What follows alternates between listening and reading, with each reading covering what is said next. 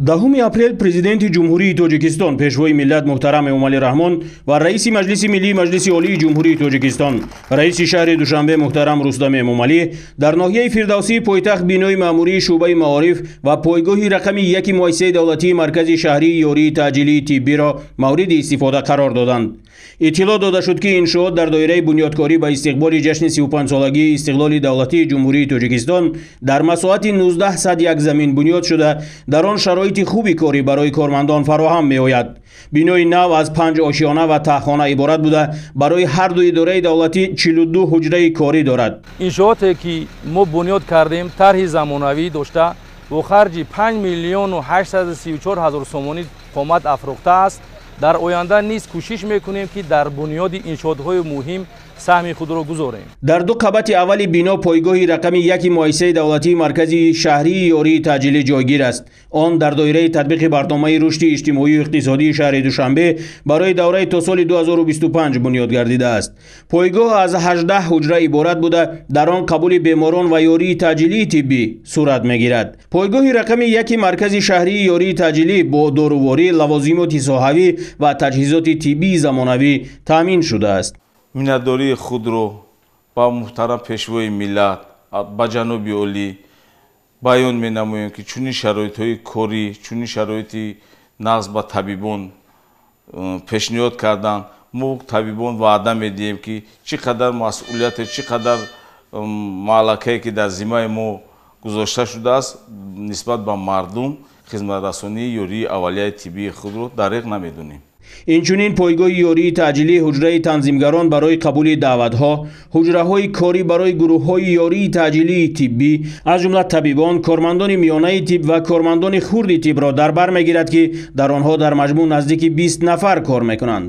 пойгоҳи рақами 1 муассисаи давлатии маркази шаҳрии ёрии таъҷилии тиббӣ раёсати тандурустии мақомоти иҷроии ҳокимияти давлатии шаҳри Душанбе хизматрасонии даъватҳои ёрии таъҷилии тиббиро ба аҳолии ноҳияҳои Фирдавсӣ ва Синои шаҳри Душанбе мерасонад.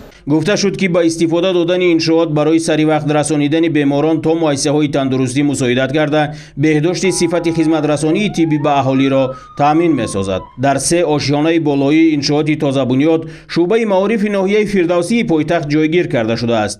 дар ошиёнаҳои 3 ва 4 ҳуҷраҳои корӣ ва дар ошиёнаи 5 толори маҷлисӣ бо 50 ҷойи нишаст ҷойгир шудааст. мо кормандони соҳаи маорифи пойтахт ифтихор аз пешаи пуршарафи худ мекунем, зеро ҳукумати давлати кишвар ба зиммаи мо кормандони соҳаи маориф яке аз вазифаҳои пурмасъулият ки инам бошад таълиму тарбияи насли ояндасози ин миллату ин давлатро вогузор намудааст. мо масъулини соҳаи маорифи пойтахт барои дар амал татбиқ намудани сиёсати маорифпарваронаи ҳукумати ҷумҳурии Тоҷикистон талош менамоем ки барои баландбардоштани сатҳу сифати таълиму тарбияи насли наврас садоқатмандона заҳмат кашида дар иҷрои рисолати касбиву инсонии худ дар ободиву созандагии давлати соҳибистиқлоламон саҳми назарраси худро гузорем.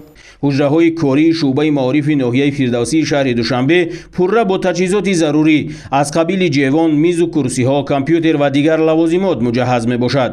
дар ин ҷо ҳамчунин китобхона, бойгонӣ, ошхона ва дигар ҳуҷраҳои ёрирасон ҷойгир шуда ба шабакаи гармидиҳӣ пайваст шудааст. кормандони шуъбаи маорифи ноҳияи Фирдавсӣ дар сатҳи баланд бардоштани сатҳи сифати дониши кӯдакон ҳама тарафа кӯшиш карда аз ин имкониятҳои мавҷуда истифода мебарем. сарвари давлат муҳтарам Эмомалӣ Раҳмон пас аз шиносоӣ бо иншооти нав ба сифати корҳои сохтумонӣ баҳои баланд дода ба кормандони соҳаи маорифи ноҳияи Фирдавсӣ ва пойгоҳи рақами 1 муассисаи давлатии маркази шаҳрии ёрии таъҷилии тиббӣ барои боз ҳам баланд бардоштани сифати кор ва истифодаи технологияҳои замонавӣ дастуру супоришҳои мушаххас доданд.